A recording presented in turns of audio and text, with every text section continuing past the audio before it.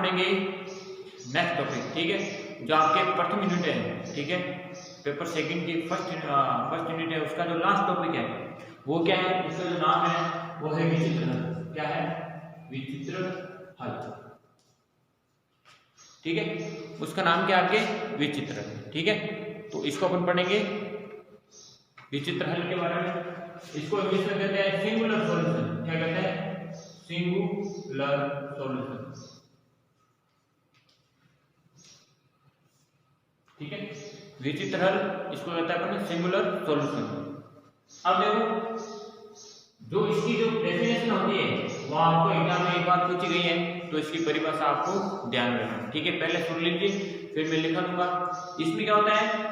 किसी भी अवकल समीकरण का वह हल, किसी भी अवकल समीकरण का वह हल जिसके व्यापक हल में अगर कोई भी सहज अचर को विशिष्ट मान देने पर, ठीक है, अगर कोई भी अपने को हल प्राप्त नहीं होता है तो उसको क्या कहते हैं? समीकरण का विचित्र हल कहते हैं, ठीक है।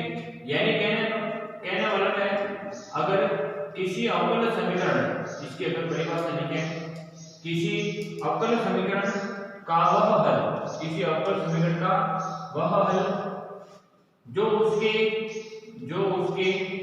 व्यापक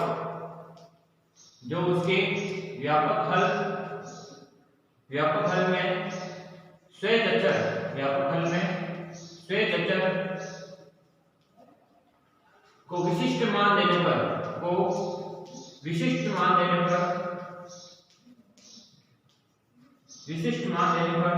प्राप्त नहीं होता,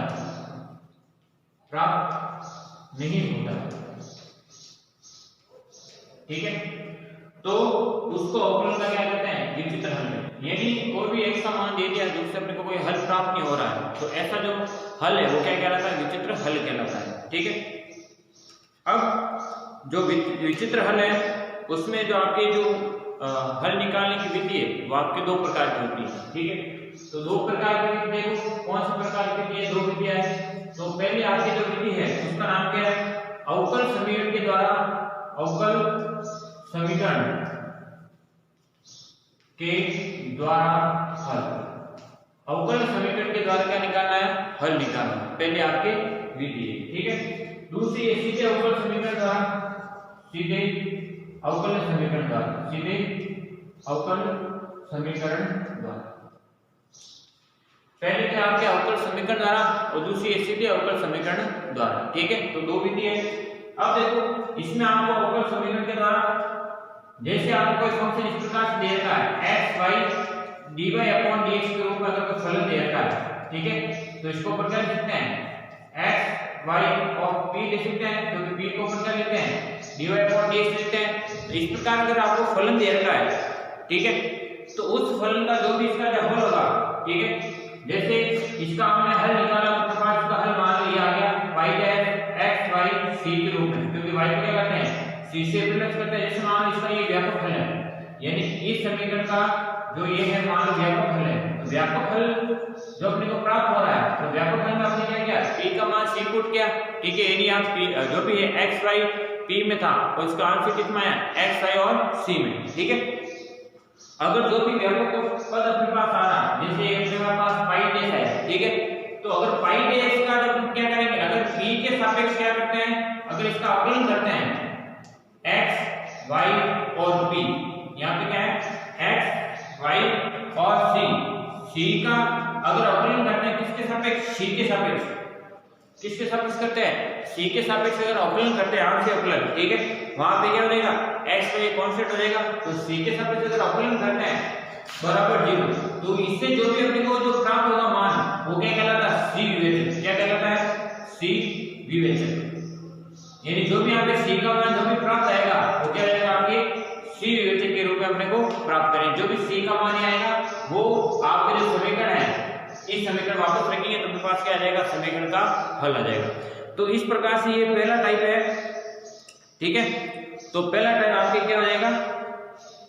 अवकल समीकरण द्वारा हल ज्ञात करना। तो अवकल समीकरण के द्वारा हल ज्ञात करना, तो यहाँ पे c के सापेक्ष क्या करना? आपको इसका डिफरेंस यानी आंशिक अवकलन करना है, ठीक है। तो पहला मेथड ये था। दूसरा मेथड है सीधे अवकल समीकरण द्वारा, यानी जो आपको सीधा अवकल समीकरण दे रखा है उसके द्वारा हल निकालना, तो उसके द्वारा हल कैसे निकालते हैं? सिंपल, इसमें आपको पद दिया होगा, हो जाएगा x y t के रूप में दिया गया होगा, ठीक है। इसमें क्या करना है? इसमें आपको ये करना है d ऑफ dp, ये क्या करना है? x y t का क्या करना है? t के सापेक्ष क्या करना है? पार्शियल डिफरेंशियल यानी आंशिक अवकलन करके द्वारा इसको हल करना है, ठीक है। तो इस प्रकार जो भी आंसर जो भी अपने पास मान आएगा p का, वो क्या कहलाएगा? p विवेचन। क्या कहलाएगा? p विवेचन। p विवेचन मतलब डिस्क्रिमिनेशन, विवेचन कहते हैं डी से शो किया जाता है डिस्क्रिमिनेशन, ठीक है। तो p विवेचक और c विवेचक, ठीक है। यानी क्या मतलब एक तो हल प्राप्त होगा, एक हल क्या जाएगा आपके अवकल समीकरण द्वारा हल प्राप्त होगा, ठीक है, और एक आपके होगा सीधे अवकल समीकरण यानी सीधे अवकल समीकरण के द्वारा। तो दो अपने इस प्रकार से क्या रहेगा? अवकल समीकरण के व्यापक हल द्वारा, या आपके अवकल समीकरण के व्यापक हल, यहां पे लिखना है व्यापक हल, यानी इस अवकल समीकरण का व्यापक हल निकाला, तो व्यापक हल समीकरण क्या? इसका डिफरेंशिएशन क्या? c के सापेक्ष, तब जाकर हमने क्या c के मान है c का हल निकाला यानी c विवेचन। और ये आप सीधे अवकल समीकरण से निकाला, इन दोनों में इतना ही डिफरेंस है कि इसका आपने व्यापक हल निकाला, तो व्यापक हल द्वारा ये होगा हल, और उसका सीधे अवकल समीकरण के द्वारा निकाला तो ये अवकल समीकरण। तो सीधे अवकल समीकरण के द्वारा हल निकालना है तो क्या आएगा? p विवेचक, और अगर व्यापक हल द्वारा हल निकाला तो क्या आएगा? c विवेचक। तो ये आपके जो टॉपिक था क्या था? विचित्र हल, उसके निकालने की विधि दो प्रकार की। अब इसमें ये सब टॉपिक के छोटा, अब देखो इसमें जो क्वेश्चन आता कैसे है उसको अपन करते हैं सॉल्व।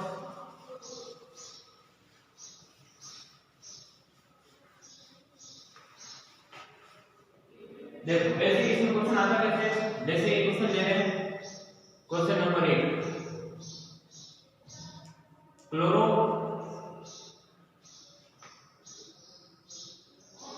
एक आपको क्लोरो समीकरण दे रखा है, क्लोरो के समीकरण का विचित्र हल ज्ञात कीजिए। सिंपल सवाल कह रहा है क्लोरो के समीकरण का विचित्र हल ज्ञात कीजिए,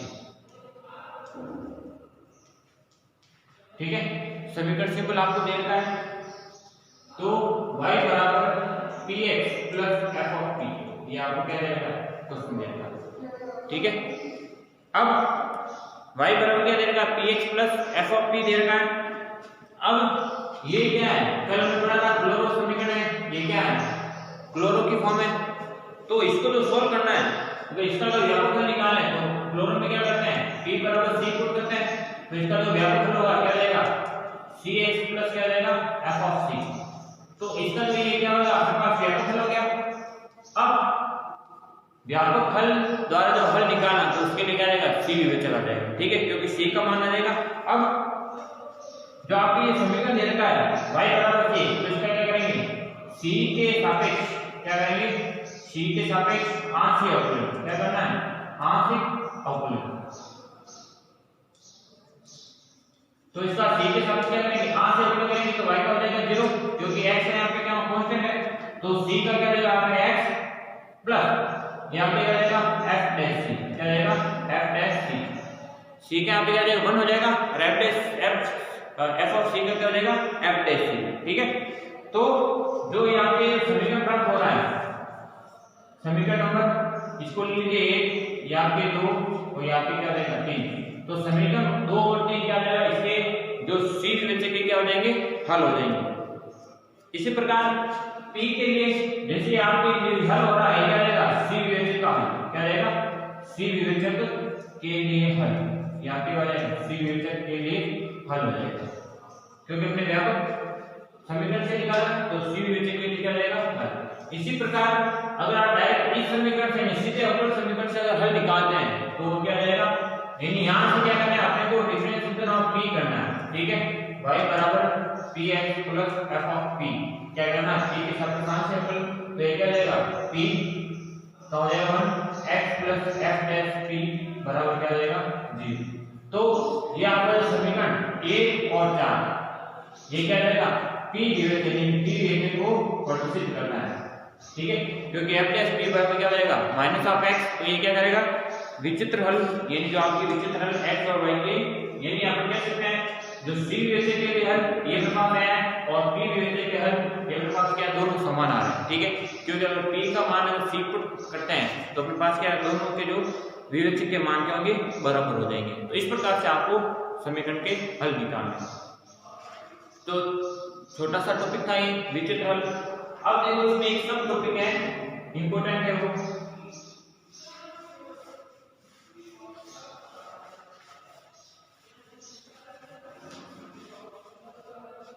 इसका एक छोटा सा टॉपिक है।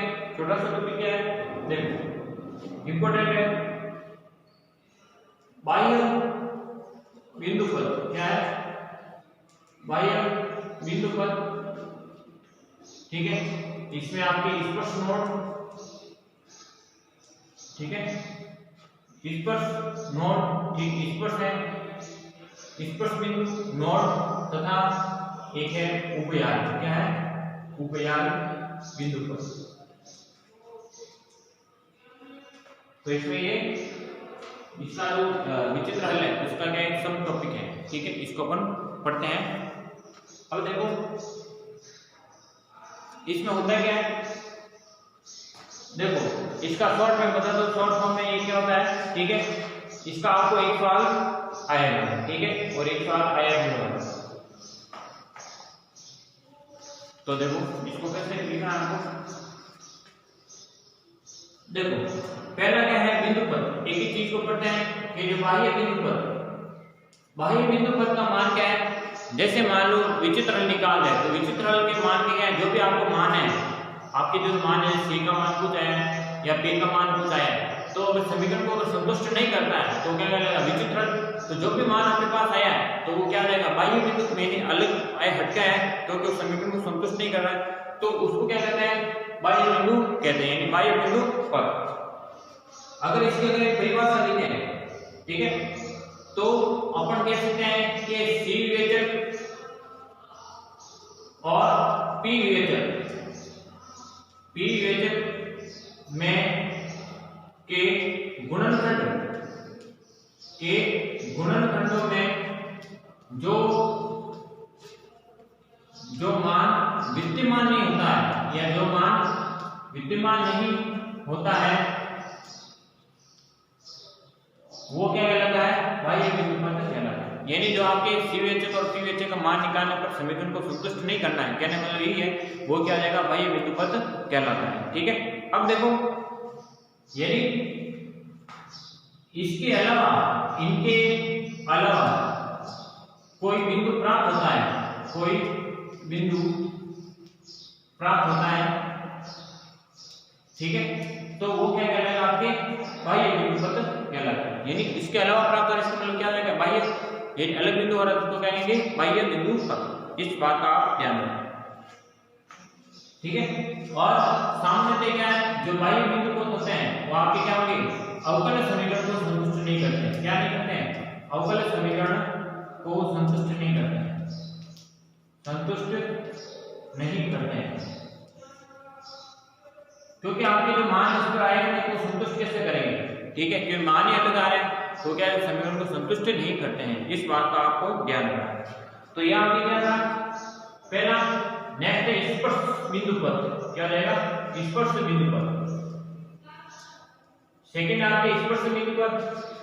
तो स्पर्श बिंदुपद क्या हो जाएगा, देखो इसकी परिभाषा क्या है, देखो स्पर्श बिंदुपद क्या है, P के दो मान समान। क्या रहेंगे, P के दो मान समान, P के दो मान क्या है, समान प्राप्त है। तो P के दो मान अगर समान प्राप्त होते हैं, ठीक है, और P अगर बिंदु P की बात करें तो बिंदु P पर A वक्र के दो क्रमागत क्या रहेंगे, दो अक्रमागत वक्रों को स्पर्श करता है, वक्रों को, ठीक है, वक्रों को स्पर्श करता है, वो क्या कहलाएगा, स्पर्श बिंदु कहलाएगा। क्या कहलाएगा, स्पर्श बिंदु कहलाएगा। ये बात आपको ध्यान रखना, ठीक है। यानी इसमें क्या है, स्पर्श बिंदु पद में अगर P का जो समीकरण है उसको हल करते हैं तो अपने पास क्या, दो समान मान प्राप्त होंगे। P के क्या होंगे, दो समान, जैसे P का मान y² पद में आ गया, ठीक है, y या 1 माइनस वाई स्क्वायर होंगे तो y के क्या होंगे दो मान हो जाएंगे 1। तो अगर y p के अगर दो मान अगर प्राप्त होता है, ठीक है, तो अगर समान मान प्राप्त होंगे, ठीक है, तो p का जो बिंदु पथ है, जो p का जो बिंदु पथ होगा, p का जो बिंदु पथ होगा, p का बिंदु पथ क्या कहलाएगा? स्पर्श बिंदु पथ। स्पर्श बिंदु पथ कहलाता है, क्योंकि दोनों मान क्या है समान प्राप्त हो रहे हैं, तो क्या कहलाएगा? स्पर्श बिंदु पथ कहलाएगा। तो ये आपकी क्या थी? स्पर्श बिंदु पथ और बाह्य बिंदु पथ की परिभाषा है। वापस देख लीजिए एक बार, दोनों में दोनों क्या होते हैं। देखो बाह्य बिंदु पथ क्या होता है? C विवेचक और P विवेचक के गुणनखंड में जो मान विद्यमान नहीं होता है, अर्थात अवकल समीकरण को जो मान संतुष्ट नहीं करता है, वह बिंदु क्या होगा? अलग मान प्राप्त यानी बाह्य बिंदु पथ होगा, यानी जो समीकरण को संतुष्ट नहीं करता है वो कहलाएगा बाह्य बिंदु पथ, शॉर्ट फॉर्म। स्पर्श बिंदु पथ ये क्या है? P के लिए। स्पर्श बिंदु पथ P के लिए और नोड ऑफ C के लिए काम लेते हैं, यानी P विवेचक अगर बात आ जाए तो उसके लिए आ जाएगा स्पर्श बिंदु पथ। तो इसमें क्या होता है? P के दो मान समान होते हैं, जैसे मान लो P माइनस a का होल स्क्वायर आ गया तो P के मान क्या होंगे? दो, एक एक होंगे। तो बिंदु P पर एक वक्र दो कर्मगत वक्रों का स्पर्श बिंदु कहलाता है। दो कर्मगत, अकर्मगत का मतलब क्या है? यानी वो कंटीन्यूअस नहीं आना चाहिए, ठीक है, यानी एक के बाद एक, जैसे P की वैल्यू आ गई फिर C की वैल्यू अकर्मगत होना चाहिए, ठीक है। तो ऐसे जो बिंदु हो जाएंगे वो क्या कहलाएंगे? स्पर्श बिंदु पथ कहलाएंगे, ठीक है, यानी इसमें मान तो समान होंगे पर कर्मगत नहीं आएंगे, बीच में कोई मान नहीं आएगा। अब देखो नेक्स्ट, तो ये क्या है? बाह्य बिंदु पथ और स्पर्श बिंदु पथ। अब जहां पे स्पर्श बिंदु पथ का जो समीकरण है, इसका स्पर्श बिंदु पथ का जो समीकरण है, बिंदु पथ का समीकरण, इसका स्पर्श बिंदु पथ का जो समीकरण है उसको हम क्या लिखते हैं? ये होता है कि tx, y बराबर 0, यानी इसको t से प्रदर्शित किया जाता है। tx, y बराबर 0 यह होता है स्पर्श बिंदु पथ का समीकरण, ठीक है। अब इसमें याद रखना चाहिए जो P के तो दो समान मान होंगे, ठीक है, P के तो दो समान मान होंगे, बट परंतु C के दो मान समान नहीं होंगे, दो मान समान नहीं होंगे, ठीक है, समान नहीं होंगे। ये बात आपको ध्यान रखना। किसमें? स्पर्श बिंदु पथ में। यानी स्पर्श बिंदु पथ में क्या होगा? आपके जो P के है, P के दो मान समान होंगे बट C के मान समान नहीं होंगे, इस बात का आप ध्यान रखें।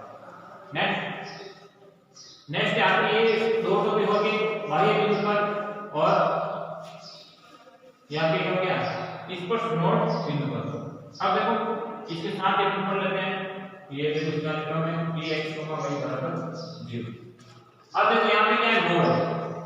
नोड बिंदु पथ, नोड बिंदु पथ, इसकी परिभाषा आ चुकी है आपके, ठीक है, 2018-19 का पेपर हुआ था उसमें आपके परिभाषा आ चुकी है 1 नंबर। तो देखो नोड बिंदु पथ क्या होता है? देखो इसमें क्या होता है? C के मान क्या होता है? समान हो सकते हैं, C के मान समान हो सकते हैं, ठीक है। इसमें क्या है? P के दो मान समान होते हैं, इसमें क्या है? आपके C के दो मान समान होते हैं, ठीक है। तो C के दो मान समान होते हैं और जो वक्र के कर्मगत क्या है? कर्मगत वक्रों का क्या होगा? कर्मगत वक्रों का प्रतिच्छेदन बिंदु होगा, क्या होगा? प्रतिच्छेदन बिंदु होगा, यानी बीच वाला भाग अपने को क्या होगा? प्राप्त, ठीक है। यहाँ पे ऐसा नहीं था कि प्रतिच्छेदन बिंदु हो, वहां पे क्या स्पर्श बिंदु था, यहाँ पे क्या था? प्रतिच्छेदन, प्रतिच्छेद करते हुए मान अपने को प्राप्त होंगे, दो मान क्या होंगे? C के मान समान होंगे, ठीक है। तो इस प्रकार के बिंदु को क्या कहते हैं? नोड बिंदु पथ।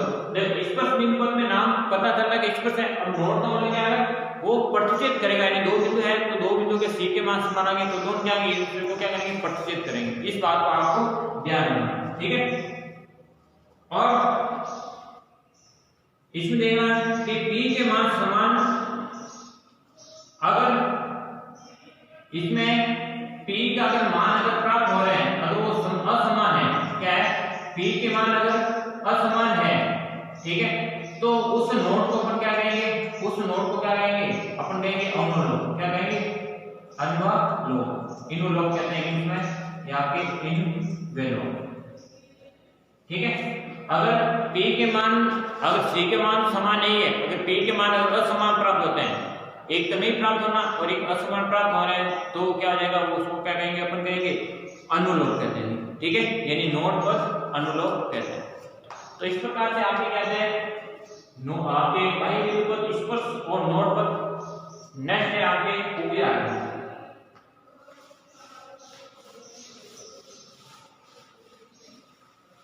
लास्ट टॉपिक है आपके उभयआर्क बिंदु पर। तो उभयआर्क बिंदु पर क्या हो जाएगा आपके, इसके लिए आपको याद रखना है, ठीक है, उभयआर्क बिंदु पर, उभयआर्क बिंदु पर क्या होता है, ये क्या है, सी विवेचक के लिए प्रदर्शित किया जाता है, सी विवेचक, ठीक है, सी विवेचक के लिए जिसमें क्या होते हैं, जिसमें सी के मान क्या होते हैं, सी के मान क्या होंगे, समान होते हैं, सी के मान समान हो, तो उसके कहते हैं उभयआर्क बिंदु पर। अगर सी के मान अगर समान प्राप्त होंगे तो ऐसे बिंदुओं का बिंदु पर क्या कहता है, उभयआर्क, ठीक है। अब जो ये c के मान होंगे, तो c के जो मान होंगे उनको क्या कहते हैं, उभयआर्क, क्या कहते हैं, उभयआर्क कहते हैं। उभयआर्क मतलब जो समान मात्रा होंगे c विवेचक के लिए उनको क्या कहते हैं, वैसे क्या कहते हैं, उभयआर्क कहते हैं, ठीक है। और इसमें जो कर्णों का प्रतिच्छेद बिंदु भी होगा, ठीक है, यानी जो आपने इससे पहले पढ़ा था नोड में भी सेम इस प्रकार से वहां पे क्या है, c के समान मान प्राप्त होंगे और c का मान क्या होगा, ये भी प्रतिच्छेद करेगा, प्रतिच्छेद बिंदु प्राप्त होगा, और इन दोनों में जो अंतर क्या है, ठीक है, इस दोनों में अंतर क्या है, आपके जो नोड वाले हैं इसमें क्या है, जो p विवेचक और c विवेचक क्या है, p विवेचक और जो c विवेचक, p विवेचक और जो c विवेचक है, ठीक है, दोनों का एक गुणनखंड प्राप्त होगा, दोनों का एक गुणनखंड क्या होगा, समान होगा, समान प्राप्त होगा, यानी दोनों का एक में एक मान क्या होगा, समान प्राप्त होगा, ठीक है। पहले वाले में हमने पढ़ा था कि p का मान समान प्राप्त होगा, इसमें क्या होगा, एक p का मान और एक c का मान क्या होगा, समान, यानी उभयनिष्ठ होगा, एक मान क्या होगा, उभयनिष्ठ होगा, ठीक है। तो ऐसा आपको क्या लगेगा, ये क्या रहेगा, उभयआर्क। और इसका जो समीकरण होता है इसको c से प्रदर्शित किया जाता है, c x, y बराबर g। तो इस प्रकार से आपके क्या हो जाएगा, ये जो टॉपिक थे, छोटे छोटे टॉपिक थे इसमें। अब देखो इनको जो शॉर्ट में लिखने का तरीका है वो किस प्रकार लिख सकते हैं,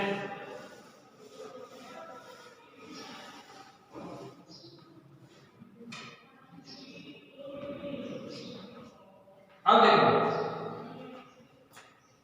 सी विवेचक और पी विवेचक, सी विवेचक और पी विवेचक, ठीक है। तो सी विवेचक और पी विवेचक क्या रहेगा, इसको जो शॉर्ट में लिखने का तरीका है, देखो पी विवेचक में क्या हो जाएगा, आपका जो अनुलोप होगा, हमने पढ़ा था अनुलोप बीच में, कि अगर पी के मान अगर समान होंगे, असमान होंगे, तो क्या जाएगा, अनुलोप प्रदर्शित करेगा, ठीक है। तो अनुलोप कितने बार है, यहाँ पे अनुलोप एक बार है, ठीक है, यानी इसमें जो अनुलोप होता है वो क्या होता है, एक घाती, क्या होता है, एक घाती। इसका बाद आपको ध्यान रखना, अनुलोप क्या होता है, एक घाती होता है सी में।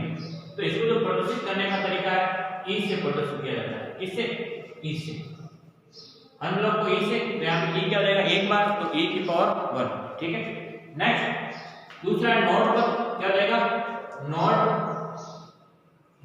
पर, देखो नोड पर में क्या हो जाएगा, यहाँ पे दो बार, क्योंकि यहाँ पे सी के क्या होंगे, सी के मान समान, सी के क्या होंगे, मान समान होंगे, जो दो मान आएंगे वो क्या होंगे, समान होंगे, तो इसको इस सब लिख सकते हैं n स्क्वायर, क्योंकि द्विघात का तो दो मान हो गए, समान होंगे। तीसरा है उभयआर्क, उभयआर्क पर, तो ये क्या रहेगा, तीन बार का मतलब, क्योंकि एक तो दो सी के मान समान होंगे और एक पी का गुणनखंड और सी का गुणनखंड भी क्या होगा, समान होगा, तो एक तो दो मान समान होंगे और एक सी और पी का गुणनखंड में से आया, तो सी के तीन मान प्राप्त होंगे, तो क्या रहेगा, इसको लिखेंगे सी क्यूब, ठीक है। तो ये क्या हो जाएंगे इस प्रकार से, यानी इसको तो शॉर्ट में लिखे तो ये क्या रहेगा आपके E N square C U, ठीक है। और यहां जब इसकी बात करते हैं, इसकी पी विवेचक के बारे में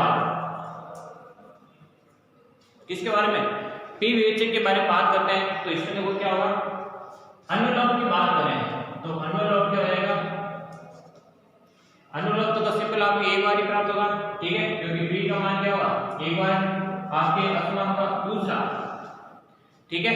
यहाँ पे देखो क्या होगा, यहाँ पे जहाँ पे नोड पद नहीं होगा क्या होगा, स्पर्श बिंदु पद होगा, ठीक है। तो यहाँ पे स्पर्श बिंदु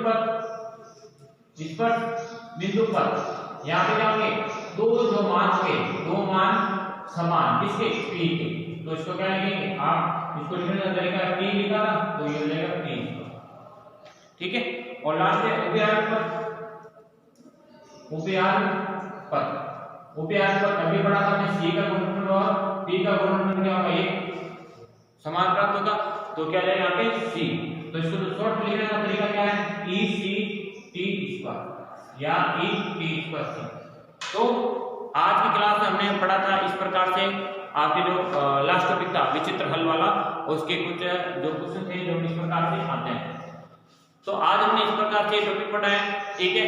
तो आज जो आपकी यूनिट है, फर्स्ट यूनिट कंप्लीट हो गई है, एक एक टॉपिक मैंने करा दिया है, ठीक है। इसमें अभी कोई भी टॉपिक नहीं रहा, ठीक है। तो अपन नेक्स्ट क्लास में, जो कल क्लास में क्या पढ़ेंगे, इसका जो आपकी यूनिट सेकंड है, ठीक है, वो स्टार्ट करेंगे। तो आज के लिए इतना ही, ठीक है। और एक मेरी सलाह थी कि आप डेली क्लास अटेंड नहीं करते हैं, ठीक है, कि यूट्यूब पे वीडियो चढ़ा दे, तो आज से यूट्यूब पे वीडियो चढ़ाने बंद कर दिए हैं, ठीक है। अगर कोई भी बच्चा अगर ऑनलाइन क्लास अटेंड नहीं करता है तो उसकी एब्सेंट मानी जाएगी, क्योंकि जो भी आपकी अटेंडेंस है वो जेन हो जाती है। तो अगर आपने अगर लाइव क्लास अगर नहीं देखी तो उसके जिम्मेदार आप खुद होंगे, ठीक है, क्योंकि आपको एग्जाम में बैठने नहीं दिया जाएगा।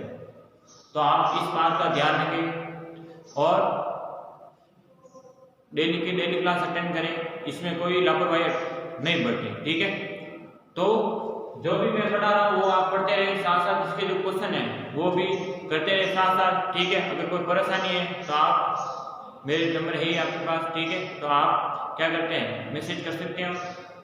बाकी आप जैसी क्लास चल रही, कंटिन्यू क्लास चलती रहेगी और इसको पढ़ते रहेंगे। तो आपकी क्या होगी, फर्स्ट यूनिट क्या होगी, कंप्लीट हो गई है।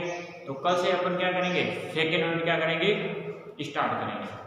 तो आज के लिए क्या करेंगे, इतना ही समाप्त करते हैं आज। नेक्स्ट क्लास में क्या करेंगे, कल करेंगे, ठीक है।